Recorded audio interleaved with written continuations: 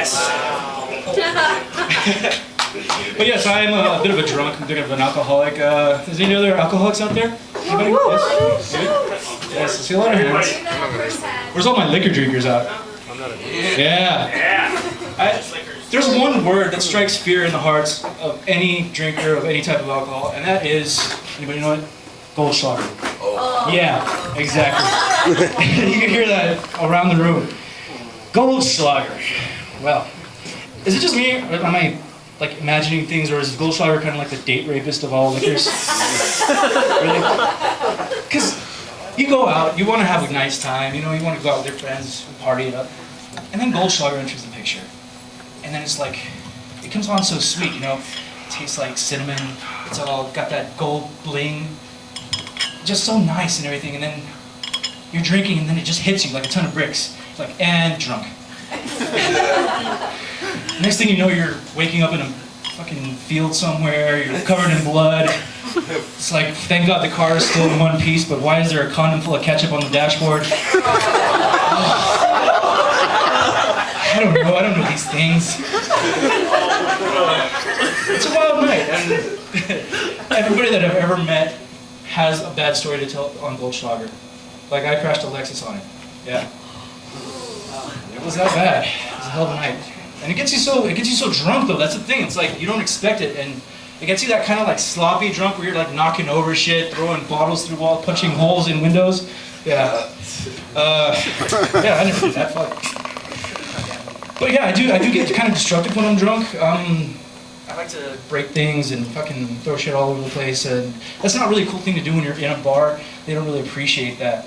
It's like, oh fuck, he's breaking things again, fuck it. And it doesn't even help, like you can fucking break a bottle and even if you say Mazel Tov afterwards, it just doesn't work. But anyway, another thing that kind of occurred to me the other day is like, who here remembers the band Blink-182? Yeah. Yeah? You guys like that band? I'm sorry, but wasn't that band really fucking gay? Kinda, just a little bit. I mean, like really gay. Yeah. Well, the only reason I said that was really just so I could find out where all the homosexuals were sitting, so Alucard could score some cock after the show. Wingman. Yes. In the same vein of Alucard, I am going to resort to using my iPod because I can't remember fucking shit. I'm a bit of a pothead. But yeah. No, I recently graduated from college. But like most graduates, I'm kind of at a crossroads. I'm trying to look for a job, and I've been looking for a job for a while. I mean, I have a job, but I'm looking for a career. And in the meantime, to fill in the gap, I kind of resorted to working in a strip club. I'm a bouncer there. And no, you're not. The reason I picked that job was kind of because I wanted something. I used to work in call centers, and anybody that's worked call centers, yeah, no, you don't want to do that. I needed something where I could walk around and interact with people and, you know, have a story to tell at the end of the night. And if ever there was a job to have a story to tell at the end of the night, it's working at a strip club. And, you know, it's not all craziness. You know, you do have those times where you, like, hang out with people and you fuck around. And, like, there's other bouncers there and other, like, management and shit. A lot of times it's a dark room like this, sort of. Dim lighting, really. They'll take out their flashlight and, you know, be looking for shit, and you want to fuck with them. So what I do is, like, I'll steal a flashlight and I'll draw like a little dick on it. Just a little one, right there.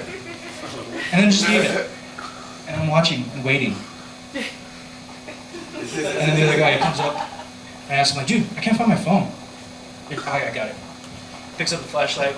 And then he's walking around. Next thing you know, he's walking around like a gay fucking Batman with a bat signal, a big old cock on the wall. Oh shit! And I'm there just laughing my fucking ass off. Oh my god! But no, there is craziness that occurs there. It's like I am a bouncer. I do have some position of authority. I have to exercise said authority over the, you know, the clientele, the dancers, whatever. And one time I did actually have to fire a girl for giving a blowjob in the VIP room. Yeah, that does happen.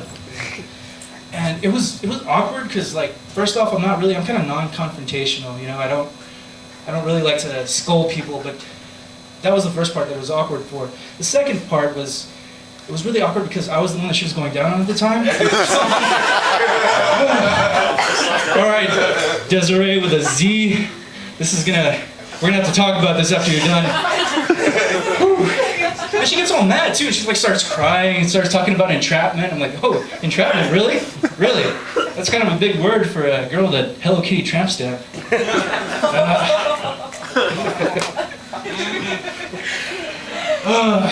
But anyway, what else? Abortion, let's talk about it. Anybody? Who here's had an abortion? Show of hands. Anybody? No? Oh, you're all wrapped with attention now. It's weird, it's kind of weird that, people get all, like, clenchy in the shorts when people mention abortion. It's like, fuck it. It's, really, isn't it kind of like a speeding ticket? Like, carrying on the way you do, you're eventually gonna get one. I mean, it's kind of an eventuality,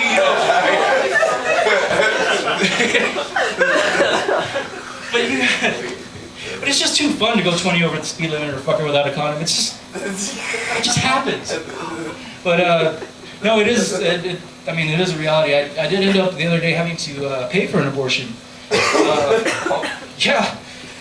Funny thing is, it wasn't mine. It wasn't mine or anybody that I was with. It was a friend of mine. What happened was, I get a call, and a friend of mine tells me, like, hey, I need to borrow $30. Okay, I'm a good Samaritan. I'm a nice guy. I feel like I believe in paying it forward. So she's like, yeah, just meet me at the mall, and we'll so I can lend it to you. I'm like, yeah, no problem. I got this. So I meet her at Cielo Vista, and she brings a friend along. And first thing I'm like, here, there you go. No problem. Don't worry about it.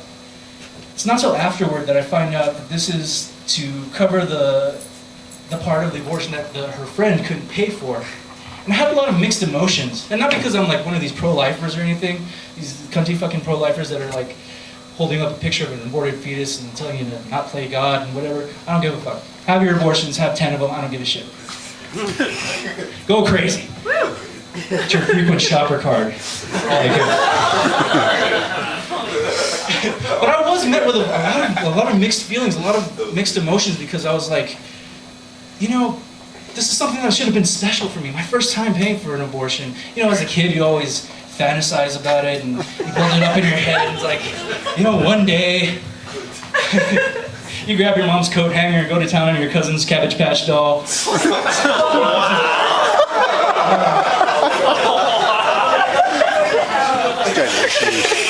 Yeah, that's the state of mind that I was in. I was like, I felt kind of cheated out of the experience, the full experience of it, and I thought I kind of deserve some compensation, maybe, for the missed opportunity of having that first special moment.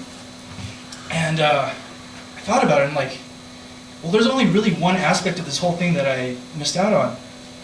I think I should be able to fuck the girl. Really, that's the only thing that's missing. No, I am glad to be up here. I got a lot of friends here in the audience. It's up to you guys. Yo. Hello. Yeah, love. I got my friend Brandon here. Actually, he just recovered from a really serious accident about a year ago. He wrapped his car around a tree and was hospitalized for a while. And I remember that night. It was really emotional, man. I was so worried. We went to the hospital, and I saw him there lying in the bed. He had tubes coming in and out of him. I'm like, dude, pull out this Snickers bar from my pocket. Not going anywhere for a while. And it was funny because, like, a few weeks later, we kept visiting like every fucking day in the hospital, and we kept visiting him, and like I saw him every day, and as he was recovering, and he was laying there, and like, Brandon, and he's like, yes, and I'm like, dude, I just really wish you would get out of there and we could hang out like we used to. And he looked up at me and kind of moved a little bit. And two of the hairiest balls you've ever seen in your life just popped right out of his hospital gown. It's like two fucking ferrets in a burlap sack, like wrestling each other to the death. It was really disturbing. But yeah, that's my friend Brandon. He's sitting right over there, by the way. Yeah. But yeah, that is my set, you guys. Thanks for listening. Thanks for having me out here. Appreciate it.